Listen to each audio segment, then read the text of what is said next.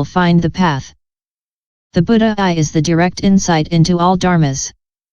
Here it is the divine eye that considers the universe and beings without encountering any obstacles. It is not the same for the other eyes. The wisdom eye, the Dharma eye, and the Buddha eye, although superior to the divine eye, are not meant to see beings. If one wishes to see beings, there are only two eyes one can use, the fleshly eye and the divine eye, but since the fleshly eye's range is insufficient and encounters obstacles, the Buddha uses the divine eye. Question. But the divine eye occurs in the Buddhas.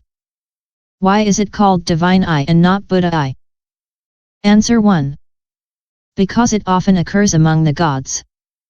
The range of the divine eye is not obstructed by mountains, walls, or forests. The zealous person, disciplined and concentrated, obtains it by the power of practice. It is not an inborn gift. This is why it is called divyakakasis. 2. Furthermore, people are very respectful towards the gods and take them as teachers. And as the Buddha is in harmony with human conceptions, he calls this eye divyakakasis.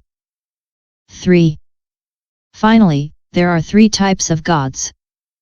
Gods by metaphor, gods by birth, and pure gods. The Sammatideva are sea kings and princes. The Upapatideva are gods like Che, Fan, etc. The Visuddhideva are the Buddhas, Pratyekabuddhas, and Arhats. The Buddha is the most venerable of the Visuddhidevas. This is why it is not wrong to speak of the divyakakasis concerning him here.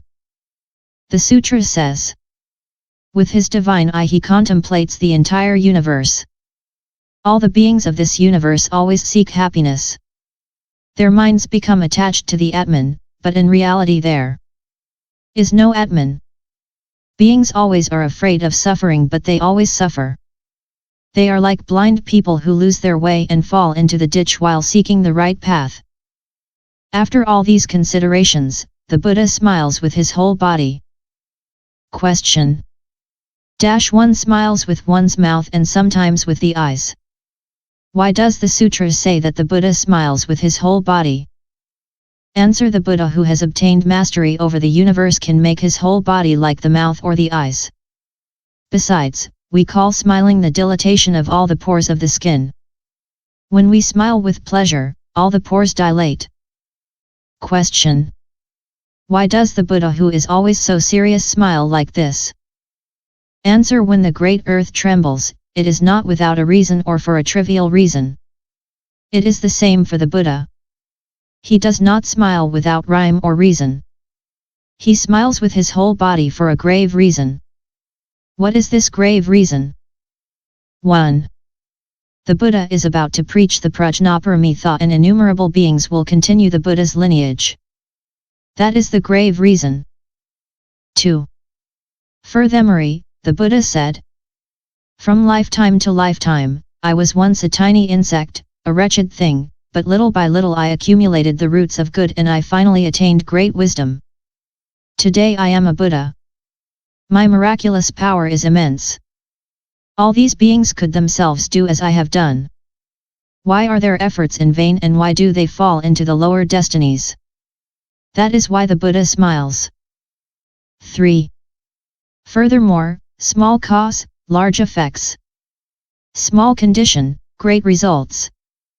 If those who seek Buddhahood have only to pronounce a single stanza and burn only a single pinch of incense to be assured of becoming Buddha, what will not be the success of those who, from having heard that dharmas are neither born nor destroyed, will perform the actions that lead to Buddhahood?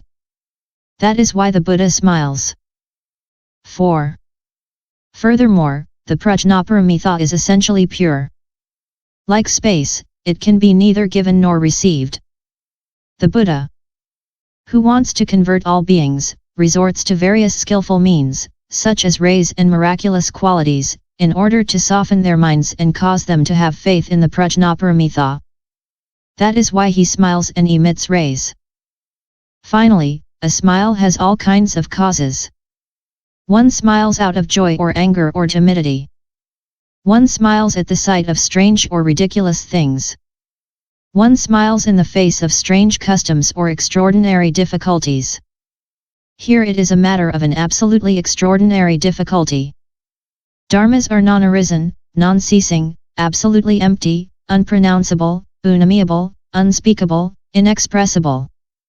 However, they must be given a name and letters must be applied to them when one speaks of them to others in order to lead them to deliverance. This is an enormous difficulty.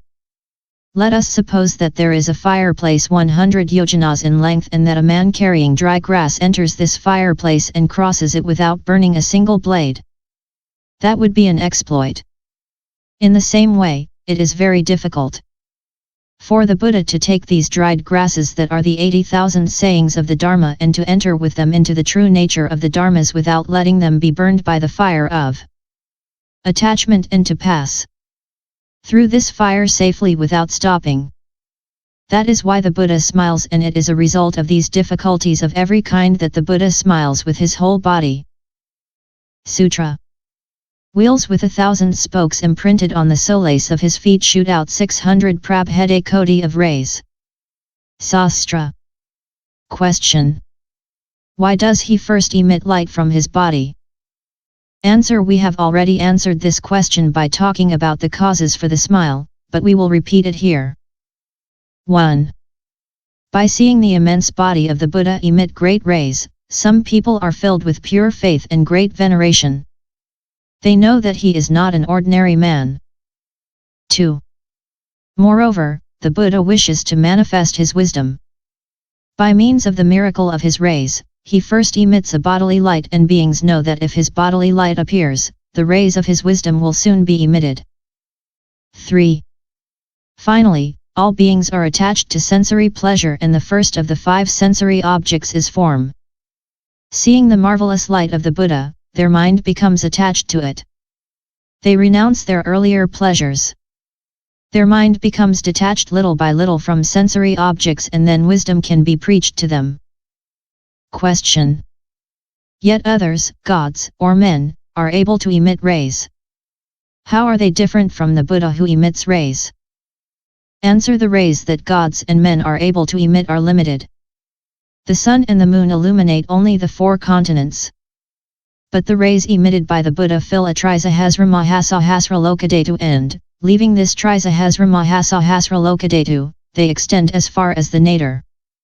The rays emitted by men make only men rejoice, but the rays emitted by the Buddha make all beings hear the Dharma and find salvation. That is the difference. Question. The head is the noblest part of the body. Why does the Buddha first emit rays from the soles of his feet? Answer. The body owes its stability to the feet. Moreover, if the head is noble in the body, the feet are lowly, and, since the Buddha does not esteem his own rays and does not consider them very precious, he emits them.